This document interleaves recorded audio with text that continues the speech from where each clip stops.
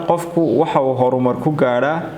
waxa uu khayrka ku dhaafaa waxa uu muxuu ahaayay meel sare ku gaadhaa mustaqbal fiican oo ku yeesha waa dadaalka uu leeyahay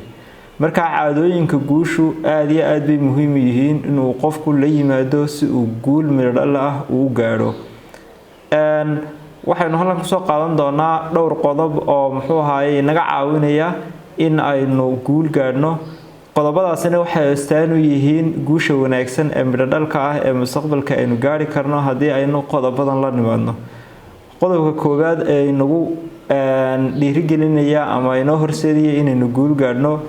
waa isu kalsoonaanta waa qofku inuu naftiisa ku kalsoonaado inuu xooggiisa ku kalsoonaado inuu waqtigiisa ku kalsoonaado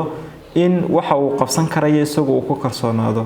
haddii ay isu kalsoonaantaadu ay meesha ka baxdo oo aad aamintid inaadan waxba qabsan karin inaadan shaqaysan karin inaadan wax baran karin inaadan meel gaari karin oo niyad jab marwalba aad ku sugnaataa taasi waxay ka dhigan tahay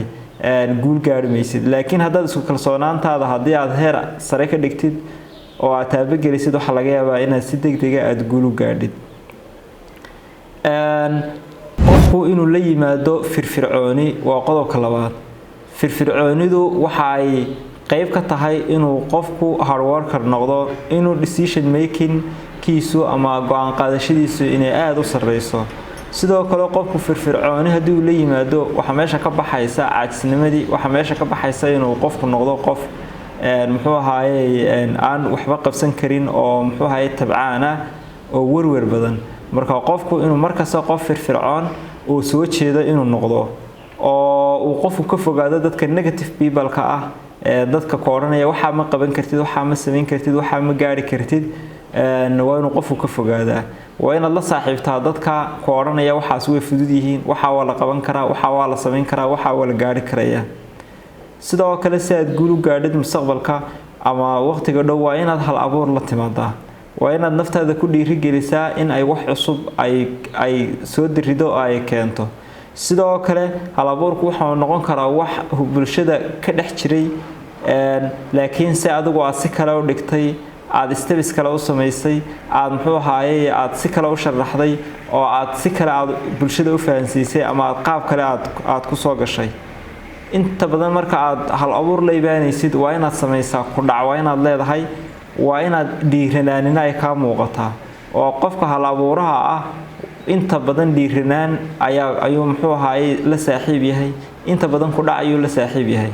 waa inaad ugu talagashaa inaad ku guuleysatid waxaanaad hal abuuraysid inuu ku taabagalo iyo inuu taabageli waayo labadaba waa inaad niyadda ku haysaa laakiin 70% waa in aad hal abuurkaaga marka hore stabiskii aad raacaysay wixii ka soo baxayay outcomeskii iyo resultigii wixii oo dhan waa inaad sii qoratay oo aad ku rajo weyn tahay inuu hal abuurkaagaasi u guuleysan doono mustaqbalka waa in aad awoodaada oo dhan aad isugu geysaa waxa aad qabanaysid ee aad markaa gacanta ku haysid ee aad doonaysid inaad guul ka gaadhid waa in aad awoodaada oo dhan isku geysaa waa inaad noqotaa qof concentrated ah oo waxan ku hawlan oo aad iyo aad muxuu ahaayay shaygan uga fikiraya oo maal gelinaya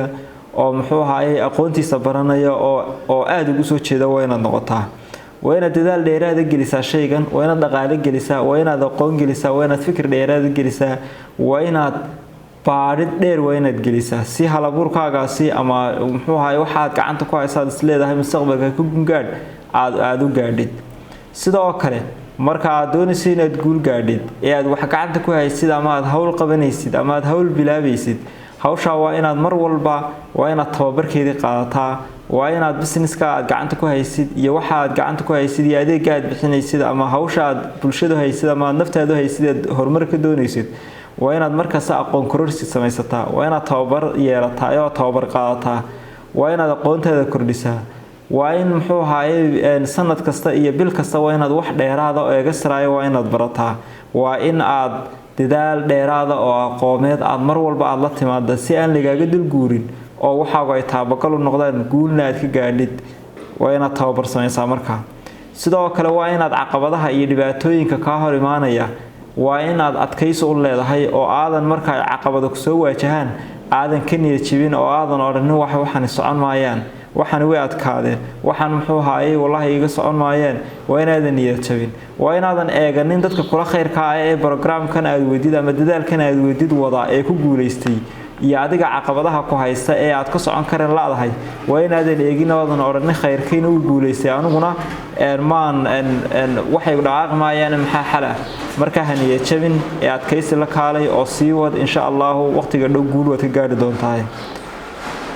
si dadaalkaagu meel dhal u noqdo waa inaad personality-gaaga dhisataa shakhsiyadaada waa inaad dhisataa waa inaad leedahay dad la dhaqan waa inaad leedahay akhlaaq wanaagsan waa inaad run low tahay waa inaadan beenta aqoonin waa inaadan dadka isku dirka iyo muxuu haayay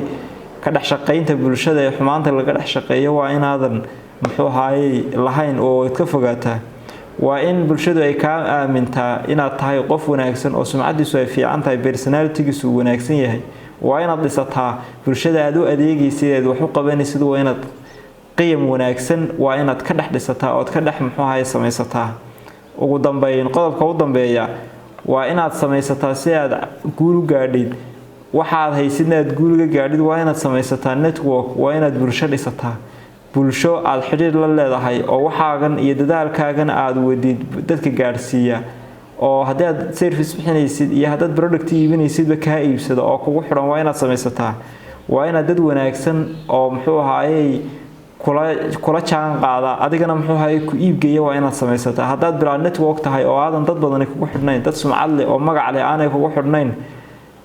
ama aad keligaa tahay oo aad meelun kasoo toosi meelun aad joogtid oo aad keligaa hawshaa wadatid meel ma gaadhaysid laakiin si ay waxaaga loogu kalsoonaado ay dad badan u bartaan oo ay macmiil badan iyo ay kugu soo xirmaan adeegaaga iyo productkaagana ay u iibsadaan waa inaad network dhisataa